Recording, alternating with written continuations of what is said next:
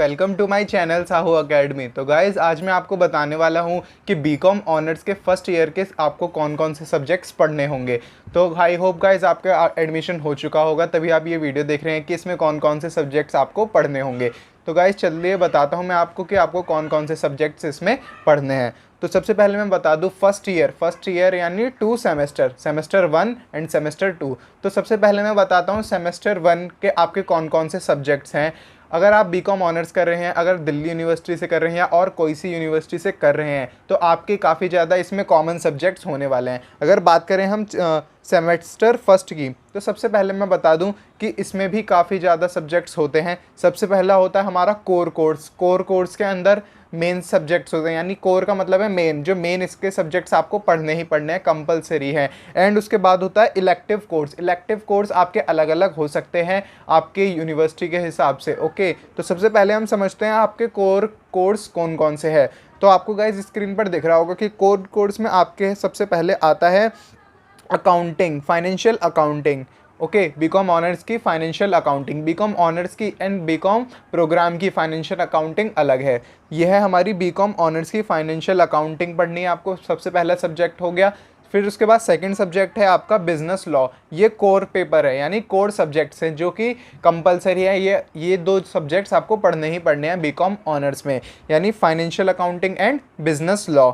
अगर मैं financial accounting की बात करूँ तो फाइनेंशियल अकाउंटिंग की बहुत सारी बुक हैं, जिसमें सबसे जो अच्छी बुक मानी जाती है वो मानी जाती है जे.आर. मोंगा की। ओके, काफ़ी ज़्यादा ये पॉपुलर है। मैं किसी टाइप का प्रमोशन नहीं कर रहा बुक का, बट मैं एक तरीके से बता रहा हूँ कि आपके जो दिल्ली यूनिवर्सिटी हो या कोई और सी यूनिवर्सिटी हो, सबसे ज़्यादा जो बुक लगाई जाती है वो जे.आर. मोंगा की ही बुक लगाई जाती है। उसके बाद बिजनेस लॉ में बहुत सारे राइटर्स हैं, काफ़ी अच्छे राइटर्स हैं। तो आप किसी भी एक राइटर की परचेज़ कर सकते हैं, जैसे रजनी जगोटा हो गया। ओके, उसके बाद MC कुच्चल है एक, फिर एक है सुमित अरोड़ा। ओके, ये सब काफ़ी ज़्यादा फेमस बुक्स हैं। इसमें से आप कोई भी बुक पढ़ सकते हैं जिसकी आपको लैंग्वेज ईजी लगती है।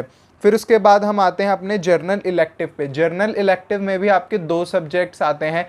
जर्नल इलेक्टिव में सब्जेक्ट बहुत सारे आते हैं, बट आपने बीकॉम ऑनर्स किसके सब्जेक्ट्स के साथ कर रहे हैं? इकोनॉमिक्स के साथ, कैलकुलस के साथ, हिंदी के साथ या कोई और लैंग्वेज के साथ। अगर आप इकोनॉमिक्स के साथ कर रहे हैं तो आपका जर्नल इलेक्टिव में आपको इकोनॉमिक्स पढ़नी होगी। सेमेस्टर 1 के अभी मैं बारे में बता रहा हूँ सारा। तो सेमेस्टर 1 में आपको इकोनॉमिक्स में पढ़ना है माइक्रो इकोनॉमिक्स। इकोनॉमिक्स के 2 पार्ट हैं, माइक्रो एंड मैक्रो। तो सेमेस्टर 1 में आपको माइक्रो इकोनॉमिक्स पढ़नी है। इसकी जो फेमस बुक या कहें हम फेमस रीडिंग है वो है दिल्ली स्कूल ऑफ इकोनॉमिक्स की रीडिंग है। वहाँ से आपको फ़ोटोकॉपी मिल जाती है, उससे आपको सारी डिटेल्स मिल जाएंगी इकोनॉमिक्स के सब्जेक्ट की। ओके, उसके बाद है हमारा कंपलसरी कोर्स, जो कि कंपलसरी कोर्स है, वो हर कंपलसरी सब्जेक्ट है और वो हर कोर्सेज में होता है। ये नहीं कि आप बीकॉम ऑनर्स ही कर रहे हो तो आपको वो पढ़ना है। आप चाहे BA कर रहे हो, BSc कर रहे हो, आपको वो सब्जेक्ट जो है वो कॉमन पढ़ना ही होता है। वो है इन्वायरमेंटल स्टडीज़। हाँ, EVS जो आपने छोटी क्लासों में पढ़ा होगा वही है, सेम, बहुत ईजी है, बहुत आसान है। यही आपको पढ़ना है, EVS यानी इन्वायरमेंटल स्टडी। ओके, तो ये भी, इसकी बुक वैसे कोई है नहीं, बट आप लेना चाहे तो ले सकते हैं। वरना मैं अगर अपना एक्सपीरियंस बताऊं तो आप एक 10 ईयर खरीद लीजिएगा EVS की। उसमें सारे क्वेश्चंस होते हैं पास्ट ईयर्स के और उन्हीं में से हमेशा पेपर बनता है। तो गाइज़ ये मैंने आपको बताया सेमेस्टर 1 के सब्जेक्ट्स के बारे में। फिर हम चलते हैं सेमेस्टर 2 यानी जो हमारे 6 मंथ पे हर सेमेस्टर होते हैं। तो सेमेस्टर 2 में आपको सब्जेक्ट्स जो पढ़ने हैं वो पढ़ने हैं कोर सब्जेक्ट्स की बात करूं मैं तो जैसे कि सेमेस्टर 1 में हमने अभी देखा था कि financial accounting and business law था। तो सेमेस्टर 2 में हमारा है corporate accounting and corporate law, यानी फाइनेंशियल अकाउंटिंग की जगह कॉर्पोरेट अकाउंटिंग आ गई। कॉर्पोरेट अकाउंटिंग का मतलब है कंपनीज अकाउंट, यानी कंपनी का अकाउंट्स कैसे बनाते हैं वो हमें इसमें सीखना होता है। इसकी भी जो फेमस बुक है वो जे.आर. मोंगा ही है। फिर उसके बाद कॉर्पोरेट लॉ की भी वही फेमस बुक्स हैं जो कि बिजनेस लॉ की बुक्स हैं। ओके, फिर उसके बाद जनरल इलेक्टिव की बात करें, जैसे मैंने अभी आपको बताया था इकोनॉमिक्स है। अगर आप इकोनॉमिक्स से कर रहे हैं तो इकोनॉमिक्स में 2 होते हैं, माइक्रो एंड मैक्रो। तो फर्स्ट सेमेस्टर में आपने माइक्रो इकोनॉमिक्स पढ़ ली एंड सेकेंड सेमेस्टर में आपको पढ़ना है मैक्रो इकोनॉमिक्स।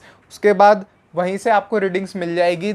अगर आप नॉर्थ कैंपस जाएंगे तो वहाँ पर आपको रीडिंग्स मिल जाएंगी। फिर उसके बाद जनरल इलेक्टिव यानी जो कोर्स है, यानी जो कंपलसरी है, वो जैसे कि आपने फर्स्ट सेमेस्टर में EVS पढ़ाते हैं, यहाँ पर आपको हिंदी पढ़ना होगा।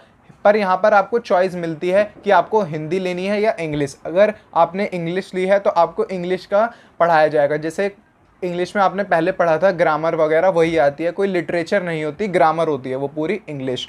ओके गाइस, तो ये मैंने आपको बताया बीकॉम ऑनर्स के सब्जेक्ट्स के बारे में फर्स्ट ईयर के। अगर आपको वीडियो पसंद आई हो तो वीडियो को लाइक कर दीजिएगा। और आपको मैंने आज बुक्स के बारे में भी बताया, बुक्स के बारे में सारा बता दिया कि आपको कौन कौन सी बेस्ट बुक्स हैं। ओके गाइस, तो ये थे हमारी आज की वीडियो। अगर आपको वीडियो पसंद आई हो तो वीडियो को लाइक कर देना, चैनल को सब्सक्राइब कर दीजिएगा एंड बेल आइकन प्रेस कर लीजिए ऐसे ही अपडेट्स एंड नॉलेज के लिए। Thank you.